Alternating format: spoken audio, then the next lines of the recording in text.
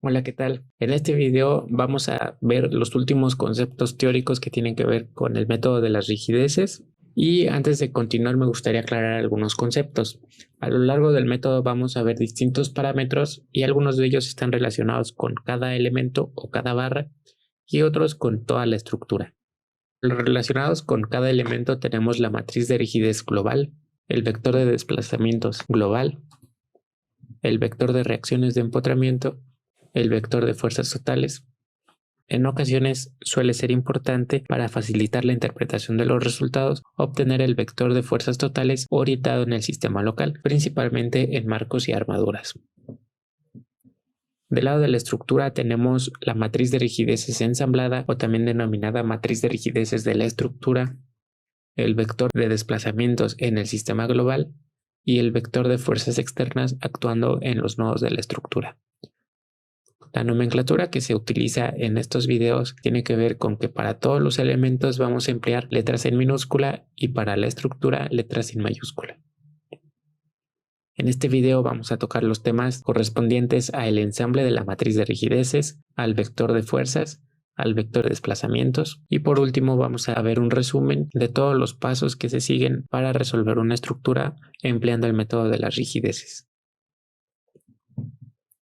La rigidez completa de toda la estructura va a estar en función de la rigidez que encontramos para cada una de las barras, y esto se hace ensamblando una matriz. Algo importante es que el orden de esta matriz es igual al número de grados de libertad total. Supongamos que tenemos estas matrices de 3 barras de una estructura. En este caso podremos notar que el orden de estas matrices es de 4×4 y no de 6×6 como lo hemos estado estudiando. Sin embargo, podemos inferir que estas matrices están asociadas a elementos de una armadura, puesto que en una armadura únicamente tenemos 2 grados de libertad por nodo, es decir, 4 grados de libertad en sus extremos. Es pues que cuando no tenemos algunos grados de libertad en una estructura, podremos eliminar tanto la fila como el renglón correspondiente a ese grado de libertad. Esta será la matriz de rigideces ensamblada de toda la estructura. Podemos observar que el máximo número en las matrices de los elementos es 6.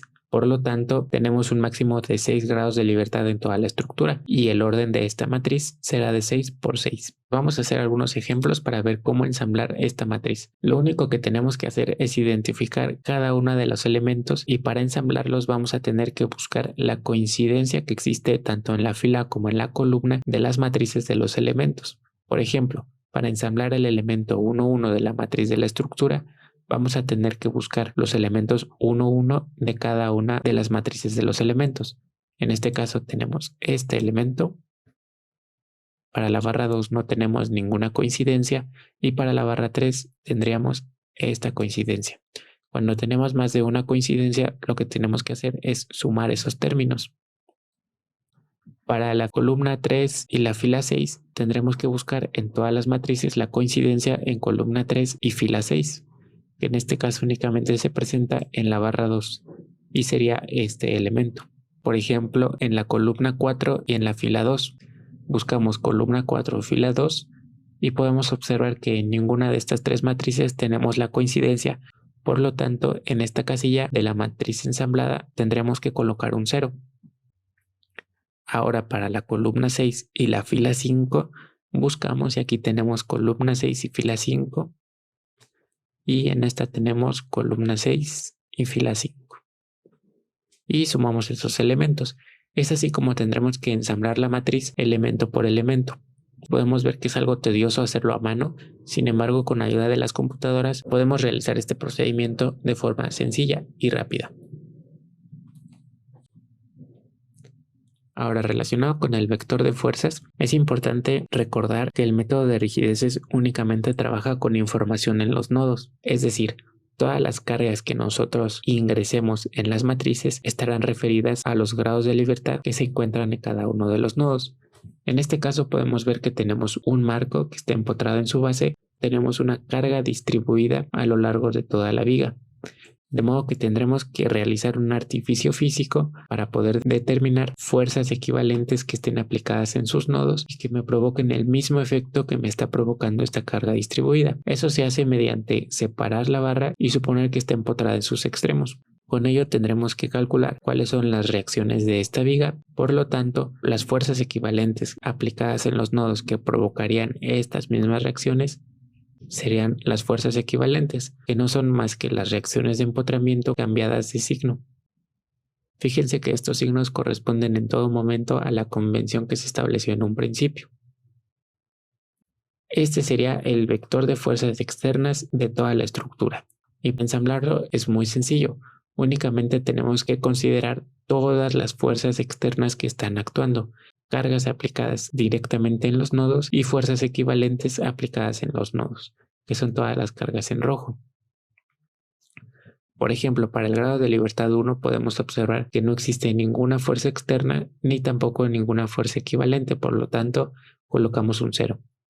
Para el grado de libertad 2, que corresponden a desplazamientos verticales en este nodo, sí vamos a tener aquí una fuerza aplicada que es negativa. Entonces esta fuerza la colocamos aquí. Para el grado de libertad 3 vamos a tener rotaciones y vemos que sí tenemos una fuerza equivalente aplicada en esa dirección. En el grado de libertad 4 no tenemos fuerzas equivalentes, pero sí tenemos esta fuerza puntual externa, entonces colocamos este valor aquí. Para el grado de libertad 5 tenemos esta fuerza equivalente que está actuando en sentido contrario de la convención, por lo tanto se coloca aquí. Y finalmente para el grado de libertad 6 tenemos esta otra fuerza equivalente, que en este caso va en sentido antihorario, que es positivo en la convención. Ahora, también es importante ver cómo podemos determinar los vectores de reacciones de empotramiento. Estos son los vectores de cada una de las barras. Podemos observar que como no hicimos este artificio de empotrar la barra 1 y la barra 3, los vectores de reacciones de empotramiento de los elementos 1 y 3 son iguales con el vector 0. Observen que siempre tenemos que colocar el vector de destino, pues va a ser de mucha ayuda para la identificación de las fuerzas. Para el elemento 2 basta con colocar las reacciones de empotramiento que actúan en dirección de cada grado de libertad. Por ejemplo, para el grado de libertad 2, que es vertical, tenemos esta reacción de empotramiento. Para el grado de libertad 3, en el grado de libertad 4 no tenemos ninguna reacción de empotramiento. En el grado de libertad 5 tenemos esta. Y grado de libertad 6 tenemos esta. Y así es como lo ensamblamos de una forma muy fácil. Ahora, relacionado con el vector de desplazamientos, vamos a enfocar en el vector de desplazamientos de toda la estructura, que es lo que se determina primero, y posteriormente determinaremos el vector de desplazamientos de cada una de las barras. De esta ecuación lo que ya conocemos es el vector de fuerzas, que está en función de las fuerzas externas, la matriz de rigideces de toda la estructura o la matriz de rigideces ensamblada, pero lo que no conocemos aún es cuánto vale este vector de desplazamientos. Y va a ser muy sencillo determinarlo realizando un despeje matricial, para lo cual necesitaremos premultiplicar ambos lados de la igualdad por la matriz inversa de la matriz K. Finalmente obtenemos esta expresión, con la cual vamos a poder determinar los desplazamientos en cada grado de libertad a partir de la matriz de rigideces y del vector de fuerzas externas. Ahora supongamos que tenemos este vector de desplazamientos de una estructura que, como podemos observar, tiene 8 grados de libertad en total. Entonces los vectores de desplazamiento de los elementos serán estos. Inicialmente podemos observar que tenemos referenciado su vector de destino y que son vectores columna con 6 filas, porque tenemos 6 grados de libertad asociados a una barra. Para poder determinar sus elementos, únicamente tenemos que extraer los desplazamientos asociados a cada grado de libertad que está indicado por su vector de destino.